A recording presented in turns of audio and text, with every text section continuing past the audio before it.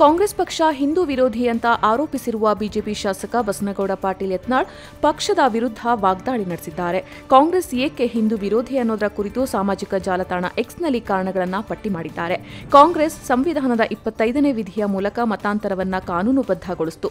28ನೇ ವಿಧಿಯ ಮೂಲಕ ಹಿಂದೂಗಳ ಧಾರ್ಮಿಕ ಶಿಕ್ಷಣದ ಹಕ್ಕನ್ನು ಕಸಿದುಕೊಂಡು ಮುಸಲ್ಮಾನರಿಗೆ ಹಾಗೂ ಕ್ರೈಸ್ತರಿಗೆ 30ನೇ ವಿಧಿ ಅನ್ವಯ ಧಾರ್ಮಿಕ ಶಿಕ್ಷಣದ ಹಕ್ಕನ್ನು ನೀಡಿತು. ಎಚ್ಆರ್ಸಿಪಿ ಕಾಯ್ದೆ 1951ರ ಮೂಲಕ ಹಿಂದೂ ದೇವಸ್ಥಾನದ ಹಣವನ್ನು ತೆಗೆದುಕೊಂಡಿದೆ ಅಂತ ಆಕ್ರೋಶವನ್ನು ವ್ಯಕ್ತಪಡಿಸಿದ್ದಾರೆ.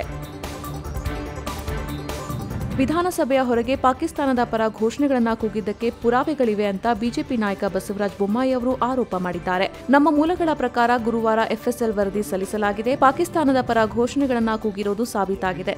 ಎಫ್ಎಸ್ಎಲ್ ವರದಿಯನ್ನ ಬಹಿರಂಗಪಡಿಸಬೇಕು ಮತ್ತು ಸತ್ಯ ಹೊರಬರಬೇಕು ಅಂತ ನಾನು ಸರ್ಕಾರವನ್ನ ಒತ್ತಾಯಿಸುತ್ತೇನೆ ಅಂತ ಬಸವರಾಜ ಬೊಮ್ಮಾಯಿ ಅವರು ಹೇಳಿದರು. ಕಾಡಾನೆಯೊಂದು ಶುಕ್ರವಾರ ಬೆಳ್ಳಂಬೆಳಗ್ಗೆ ಬೆಳಗಾವಿ ನಗರದಲ್ಲಿ ಕಾಣಿಸಿಕೊಂಡು ಅಚ್ಚರಿ ಮೂಡಿಸಿತು. ಬೆಳಗಾವಿಯ ಶಾಹು ನಗರ ಬಸವ ಕಾಲೋನಿ ಸಾವಂತವಾಡಿಯ ಜನ ಆನೆಯನ್ನ ಕಂಡು ಅಚ್ಚರಿಗೊಂಡರು. ಸ್ಥಳಕ್ಕೆ ಧಾವಿಸಿದ ಅರಣ್ಯ ಸಿಬ್ಬಂದಿ ಜನರನ್ನ ನಿಯಂತ್ರಿಸಿದ್ರು. ಆನೆ ಹತ್ತಿರ ಹೋಗದಂತೆ ಗಲಾಟೆ ಮಾಡದಂತೆ ತಿಳಿಸಿದ್ರು. ಸಿಬ್ಬಂದಿ ಆನೆಯನ್ನ ಮತ್ತೆ ಕಾಡಿನತ್ತ ಕಳಿಸುವ ಕಾರ್ಯಾಚರಣೆಯನ್ನ ಆರಂಭಿಸಿದ್ರು. ಶಬ್ದ ಮಾಡುತ್ತಾ ಸಾವಂತವಾಡಿ ಕಡೆಗೆ ಓಡಿಸಿದ್ದಾರೆ. ಹಿಂದುಳಿದ ವರ್ಗಗಳ ಆಯೋಗದ ಅಧ್ಯಕ್ಷ ಜಯಪ್ರಕಾಶ್ ಹೆಗಡೆ ಅವರು ಸಲ್ಲಿಸಿರುವ ಜಾತಿ ಗಣತಿ ವರದಿಯನ್ನು ಸ್ವೀಕರಿಸಿದ್ದು ಅದರಲ್ಲಿ ಏನಿದೆ ಅನ್ನೋದು ಗೊತ್ತಿಲ್ಲ. ಈ ಬಗ್ಗೆ ಸಚಿವ ಸಂಪುಟದಲ್ಲಿ ಚರ್ಚಿಸಿ ನಿರ್ಧಾರವನ್ನು ತೆಗೆದುಕೊಳ್ಳಲಾಗುವುದು ಅಂತ ಮುಖ್ಯಮಂತ್ರಿ ಸಿದ್ದರಾಮಯ್ಯ ಅವರು ಹೇಳಿದರು. ಬೆಳಗಾವಿಯಲ್ಲಿ ಶುಕ್ರವಾರ ಸುದ್ದಿಗಾರರೊಂದಿಗೆ ಮಾತನಾಡಿದ ಅವರು ವರದಿಯ ಕುರಿತು ಹಲವರು ಆಕ್ಷೇಪ ವ್ಯಕ್ತಪಡಿಸಿರುವ ಕುರಿತು ಈ ರೀತಿ ಪ್ರತಿಕ್ರಿಯಿಸಿದರು.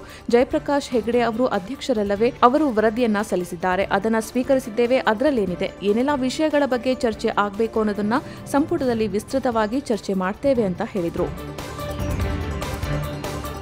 ರಾಜ್ಯದಲ್ಲಿ ಗೃಹ ಜ್ಯೋತಿ ಯೋಜನೆಯ 1.56 ಕೋಟಿ ಜನರಿಗೆ ಶೂನ್ಯ ವಿದ್ಯುತ್ ಬಿಲ್ ನೀಡಲಾಗ್ತಾ ಇದೆ. ಆದಾಗ್ಯೂ ಈಗ ವಿದ್ಯುತ್ ಶುಲ್ಕವನ್ನ ಇಳಿಸಲಾಗಿದೆ. ಇದಕ್ಕೆ ಪ್ರತಿಪಕ್ಷದವರು ಏನ್ ಹೇಳ್ತಿದ್ದಾರೆ ಅಂತ ರಾಜ್ಯದ ಜನರು ಪ್ರಶ್ನಿಸಬೇಕು ಅಂತ ಕೆಪಿಸಿಸಿ ಅಧ್ಯಕ್ಷ ಉಪಮುಖ್ಯಮಂತ್ರಿ ಡಿಕೆ ಶಿವಕುಮಾರ್ ಅವರು ಹೇಳಿದರು.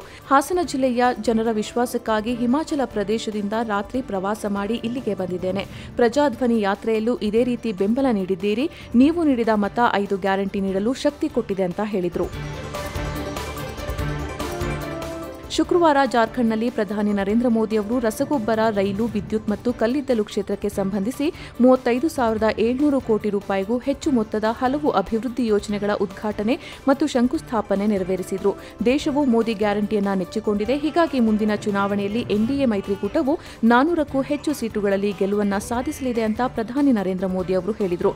ಜಾರ್ಖಂಡ್ನ ಧನ್ಬಾದ್ನಲ್ಲಿ ನಡೆದ ವಿಜಯ ಸಂಕಲ್ಪ ಮಹಾರ್ಯಾಲಿಯಲ್ಲಿ ಅವರು ಮಾತನಾಡಿ ಜಲಜೀವನ್ ಮಿಷನ್, ಪಿಎಂ ಆವಾಸ್ ಯೋಜನೆ ಕಾರ್ಯಕ್ರಮಗಳನ್ನು ಕಾರ್ಯಗತಗೊಳಿಸೋದಕ್ಕೆ ಇಂಡಿಯಾ ಮೈತ್ರಿಕೂಟವು ಬಿಡ್ತಾ ಇಲ್ಲ ಅಂತ ಆರೋಪ ಮಾಡಿದರು.